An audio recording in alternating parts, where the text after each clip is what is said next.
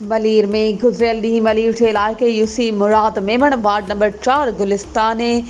Mustafa housing society Khosa मोहल्ला में 10 मुहर्रम हराम दिहाड़े के हवाले सां शरबत जी सबील हली रही हुई त ओचितो गटर जे खूह जो ढकणो टुटण ते 4 ॿार जिन मां हसनैन पुट दादन खोसो उमिरि 3 साल, ताहा वल्द दिलावर लाशारी उमिरि 11 साल जेके थॾे ते फोत थी विया, परवेज़ वल्द हकनवाज़ खोसो उमिरि 20 साल जंहिं थॾे ते मौजूद खूह मां ॿारनि खे बचाइण जी कोशिश दौरान बेहोश थी वियो। परवेज़ अब्बास वल्द इम्तियाज़ लाशारी उमिरि 11 साल, साकिब वल्द आबिद खोसो उमिरि 4 साल ज़ख़्मी हालत में रेस्क्यू करे जिना अस्पताल मुंतकिल कयो वियो। इलाइक़े वासियुनि पारां वाक़े जो कारण यूसी मुराद मेमण इंतज़ामिया पारां गटर जी सेवरेज लाइन न विछाइण खे करार ॾेई छॾियो। इलाइक़े वासियुनि मां प्यारो खोसो, जावेद खोसो ऐं ॿियनि पारां चवणु हो त असीं यूसी इंतज़ामिया खे गुज़िरियल 10 सालनि खां सेवरेज विछाइण लाइ चवंदा अचूं पिया, पर यूसी इंतज़ामिया पारां हर भेरे असांजे इलाइक़े खे नज़रअंदाज़ कयो वञे थो,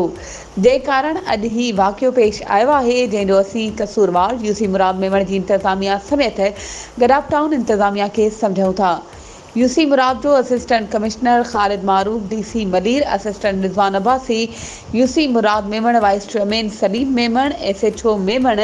ॻोठ सरफराज़ जतोई वाक़े जो नोटिस वठंदे वाक़े वारे हंधि पहुची करे फिलफोर एक्शन खयो। फोत थींदड़ मासूम जे वारसनि सां मुलाक़ात कई।